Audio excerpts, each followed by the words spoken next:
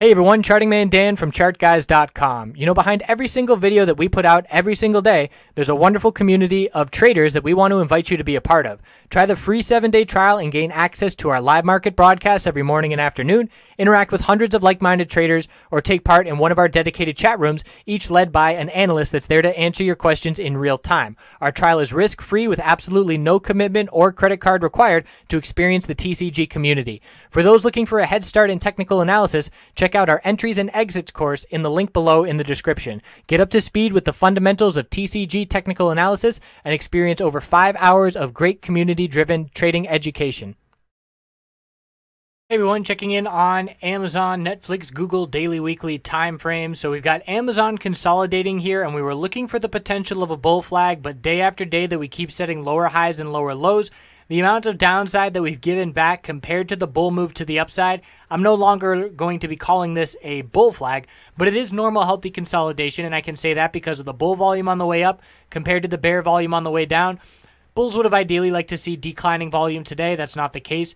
But again, we're still holding exponential supports. There's a couple little wicks here, and we're just watching for a break of the lower high pattern. There is a gap down here at 921.86. We are keeping an eye on that level.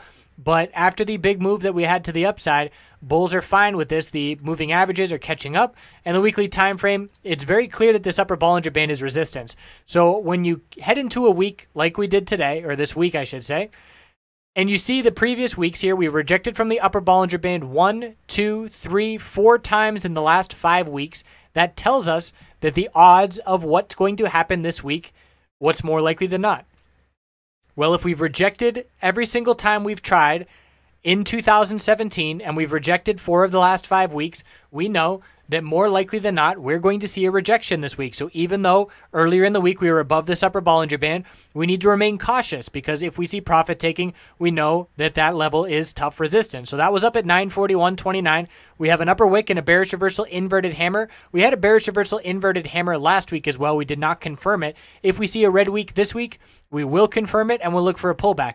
As long as the bulls form a higher low compared to 884.49, the bulls remain in full control here on the weekly time frame. So we established a base of support. We saw continuation to the upside. Now we need to form a higher low on that pullback, and bulls will still be looking great if that is the case.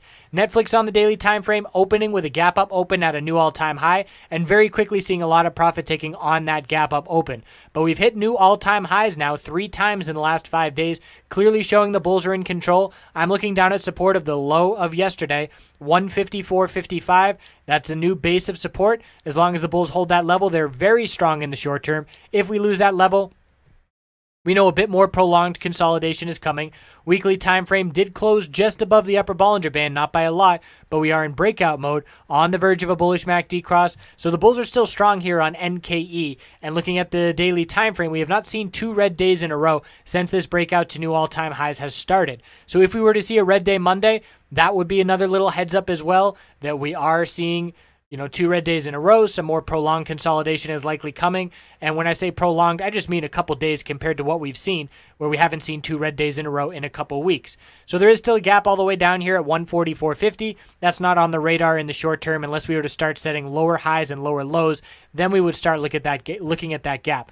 So the bulls are very strong here. The upper Bollinger Band on the weekly will likely start next week as resistance. So we'll have to update that level as well, and watch to see if this low of 154.55 can hold. In terms of resistance, we're looking up at 160 psychological as the next resistance level to be watching. Google has been a big-time bull. Huge move to the upside, above the upper Bollinger Band 8 days in a row. New all-time highs 9 days in a row. Didn't get that today. It was a nice bear play for a day trade, and once we saw the bulls could not break that high, and we saw a downtrend start forming on the 5-minute time frame, that was an indication, okay, we've seen new all-time highs 9 days in a row. We're not seeing one right now, and we're starting to consolidate. So that was an indication for a potential bear play, and the exit would be if we hit a new all-time high. We call that a top fishing play, where our resistance level is very clear, and it requires a break of that resistance to the upside to get stopped out of the trade, but you make a bear entry so close to that resistance that it's not a huge risk to the upside. So clearly, the bulls are in full control. This is normal, healthy consolidation. We did still form a higher low, so we do have higher lows here now the past 5 days in a row.